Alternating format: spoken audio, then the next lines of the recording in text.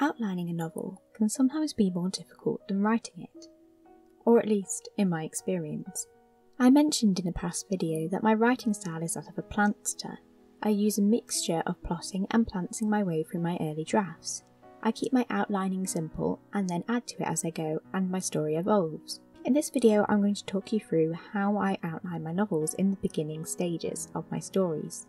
For those of you who are new here, let me introduce myself. My name is K.T.Kaye. I'm a published author with 2 novels released and many more on the way. However, this was not my original career plan. I was originally an actress and I did my degree and masters in theatre.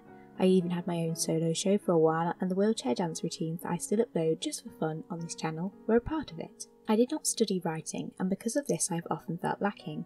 I am still learning, still discovering new things about writing and this industry, and I'm sure there are other people out there, perhaps watching this video, who are like me, like to write but have never studied the art, and feel a little lost in the writing world. So I decided to start this series on my channel, where we uncover and learn about different aspects of writing together, and where I share with you my writer's rambles.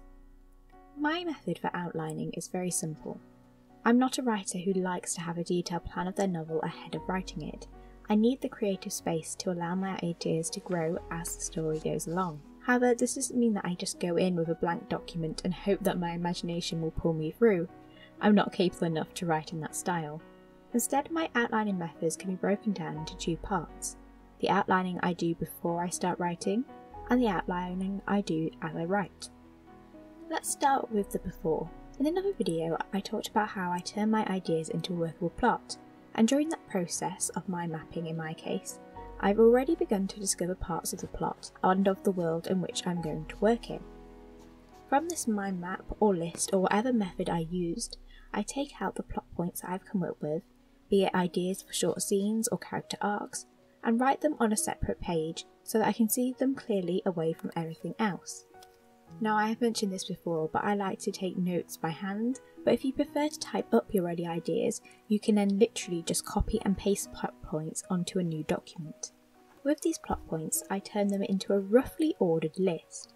Now, this list is not concrete by any means. It is just a basic look at the events that I have come up with and how they might place together in the storyline. Using this, I create an overview outline. An overview outline is great for a writer like myself, who likes having a general idea of where their story is heading, but also wants the freedom and flexibility to change things up as they go.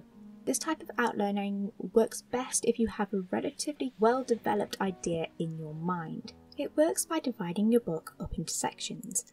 I keep it simple and keep to 3 sections, a beginning, middle and end, but you can change this up to as many sections or parts as you need to, and whatever works best for your story. I then take my roughly ordered list of plot points and separate it into 3 different lists, one for each section. I don't tend to worry about making sure that I have loads listed or filling the gaps, as I will do this as I write and discover more about my novel. This is a type of signpost writing. So rather than creating a detailed outline, you create signposts, key events or elements of your story that you then bridge together as you write. With this overview outline, I know the rough development of the plot. I like to have a basic idea of my story's beginning and end before I start writing, as then I know how it starts and the conclusion I want to get to. The middle part is usually where I just scribble down the ideas for scenes that I have, but don't know exactly where I want to place them. This method allows me to have a structure to work with, but it also allows me to have the flexibility to develop as I go. As I start writing, my outlining continues to develop.